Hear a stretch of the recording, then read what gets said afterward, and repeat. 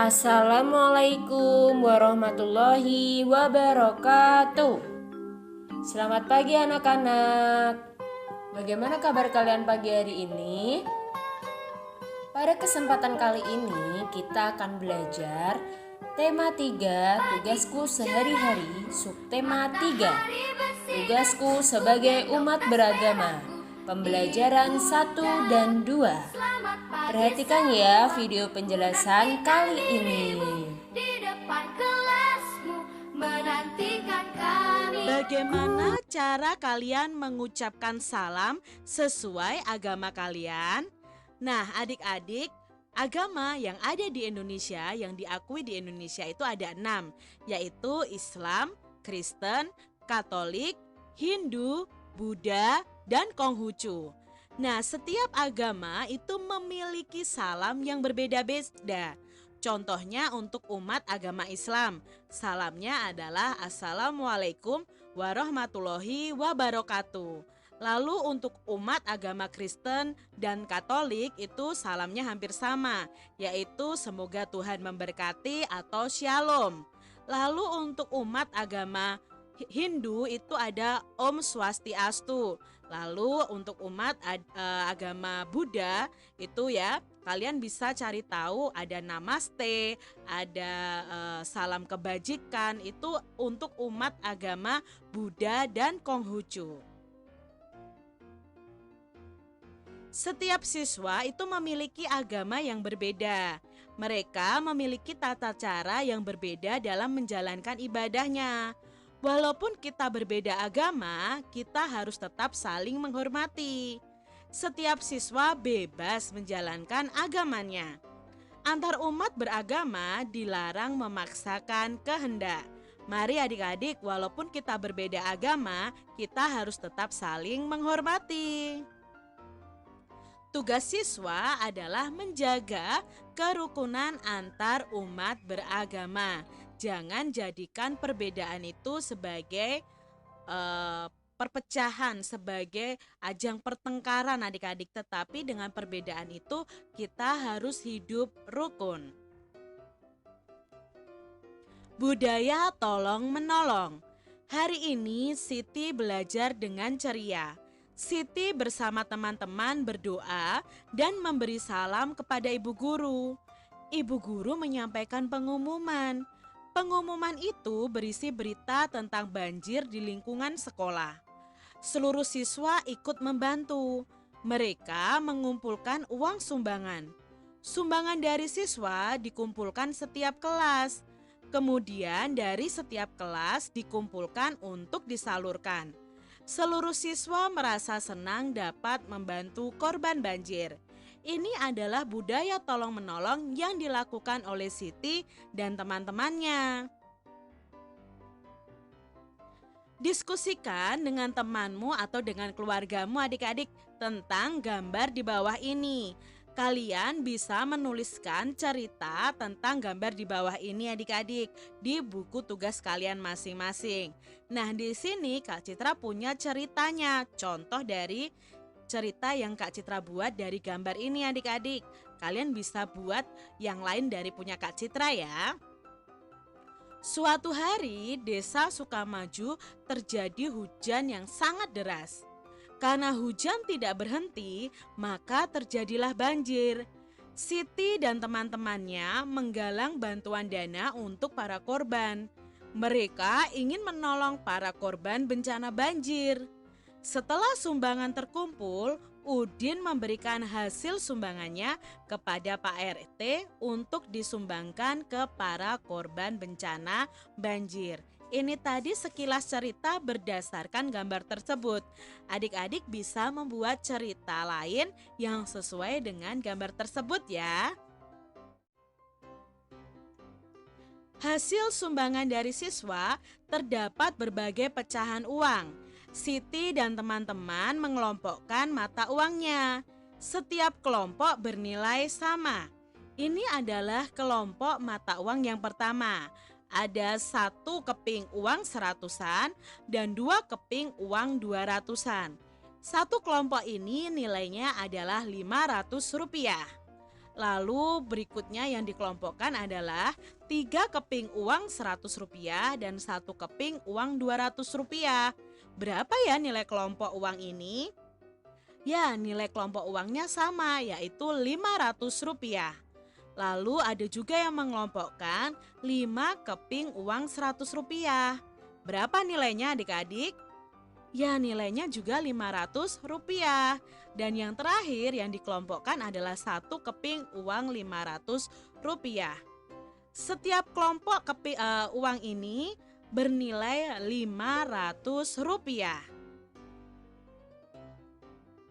Pasangkan pecahan uang berikut yang memiliki nilai yang sama.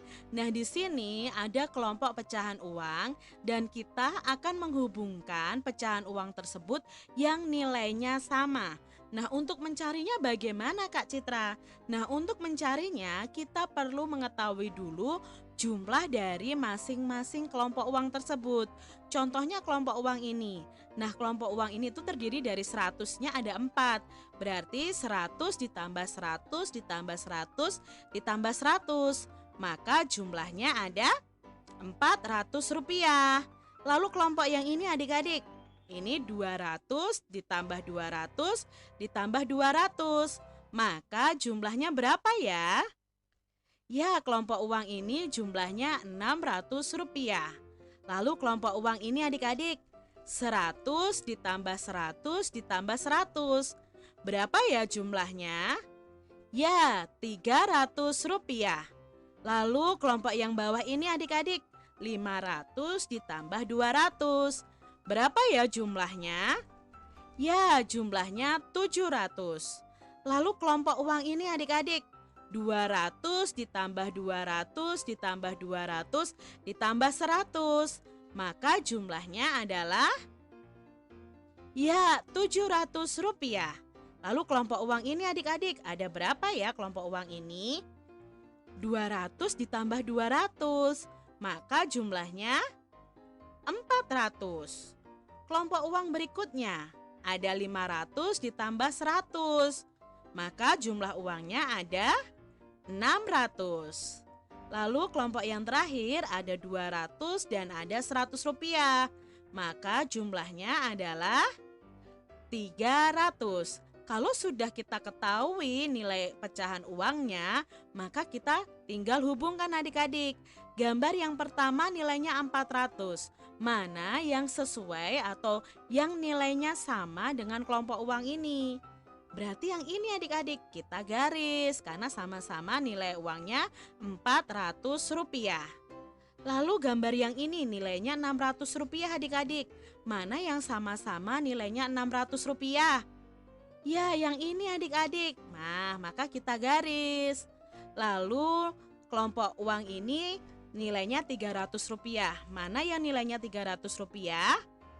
Ya, yang ini adik-adik. Mari kita hubungkan ya. Lalu yang terakhir adalah Rp700. Nah, berarti sama ini juga Rp700.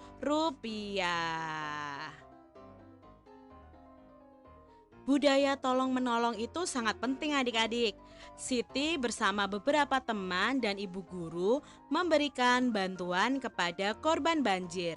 Jadi adik-adik di sini Siti bersama teman-temannya memberikan bantuan kepada korban banjir. Gambarlah keadaan lingkungan yang terkena banjir. Adik-adik bisa membuat gambar imajinatif tentang lingkungan yang terkena banjir. Nah, ini adalah contoh gambar imajinatif. Lalu apa yang kita perlukan untuk menggambar gambar imajinatif ini? Nah, gambar imajinatif adalah gambar yang berasal dari khayalan atau imajinasi. Alat yang kita butuhkan untuk membuat gambar imajinatif adalah buku gambar, pensil, penggaris, penghapus, pensil warna atau cat air atau krayon atau spidol adik-adik. Nah, supaya gambar imajinatif itu lebih menarik atau lebih bagus lagi, kalian bisa memberi warna dengan menggunakan pensil warna, krayon, spidol atau dengan cat air. Nah, ini tadi alat dan bahan yang kita gunakan untuk membuat gambar imajinatif. Nah, begitulah anak-anak cara kita membuat gambar imajinatif. Jadi kita dapat menggunakan alat-alat yang sudah dijelaskan. Sampai di sini sudah paham semuanya?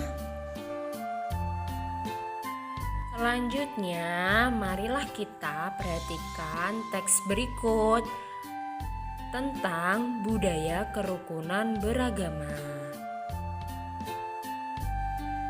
Budaya kerukunan beragama. Setelah berolahraga, siswa masuk ke dalam kelas. Guru membimbing siswa dalam belajar kelompok. Setiap kelompok mendapat tugas dari guru. Mereka berdiskusi dan saling bekerja sama.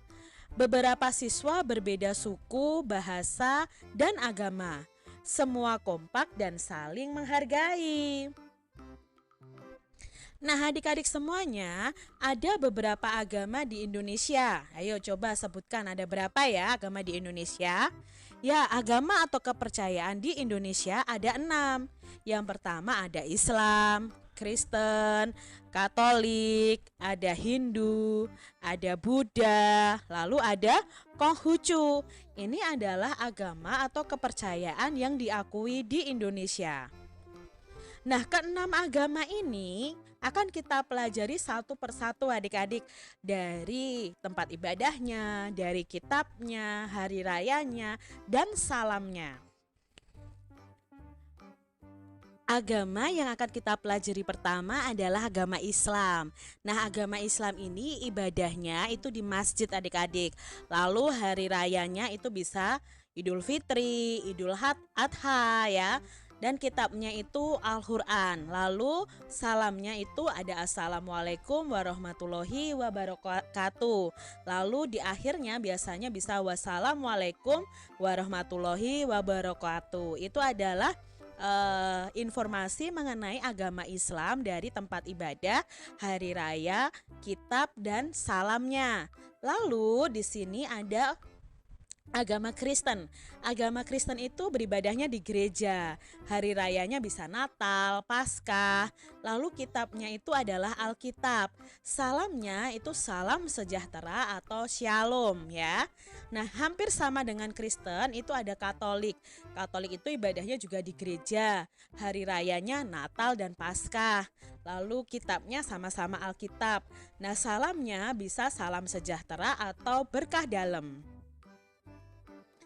Lalu berikutnya ada agama Hindu. Agama Hindu itu ibadahnya di pura ya, pura tulisannya. Kalau orang Bali sebutnya pura ya. Lalu untuk hari rayanya itu ada Nyepi, ada Galungan, ada Kuningan. Itu ibadah atau hari raya umat agama Hindu. Kitabnya itu adalah Weda. Nah, lalu salamnya itu bisa Om Swastiastu, itu biasanya di awal salam. Kalau di akhir bisa Om Santi Santi Santi Om. Jadi ini adalah informasi mengenai agama Hindu. Berikutnya ada agama Buddha. Nah, agama Buddha itu beribadah di wihara atau vihara juga bisa adik-adik. Lalu hari rayanya itu bisa Waisak ya. Kitabnya adalah Tripitaka. Nah, itu adik-adik perlu ketahui. Dan salam yang biasa digunakan adalah Namo Buddhaya. Nah, itu adalah salam yang biasanya diucapkan oleh umat agama Buddha. Berikutnya ada Konghucu. Nah, Konghucu ini salah satu kepercayaan yang ada di Indonesia. Tempat ibadahnya itu di kelenteng. Lalu hari rayanya itu ada Imlek ya. Lalu berikutnya ada kitabnya, kitab Konghucu ini banyak sekali adik-adik. Ada Suking, ada Sujing, ada Wujing ya.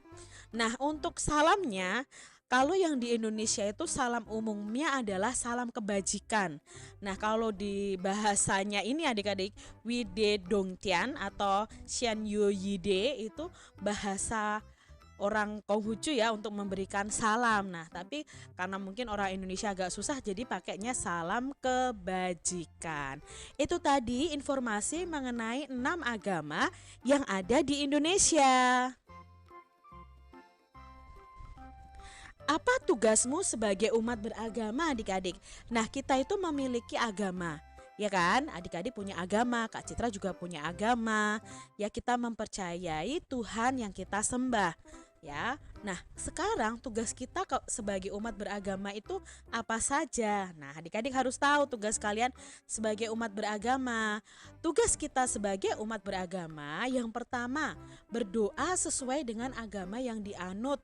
Contoh, kalau agama Islam itu melaksanakan sholat, agama Kristen Katolik itu pergi ke gereja tiap minggu dan rajin membaca Alkitab. Agama Buddha itu berdoa di vihara atau wihara. Agama Hindu itu pergi ke pura untuk berdoa.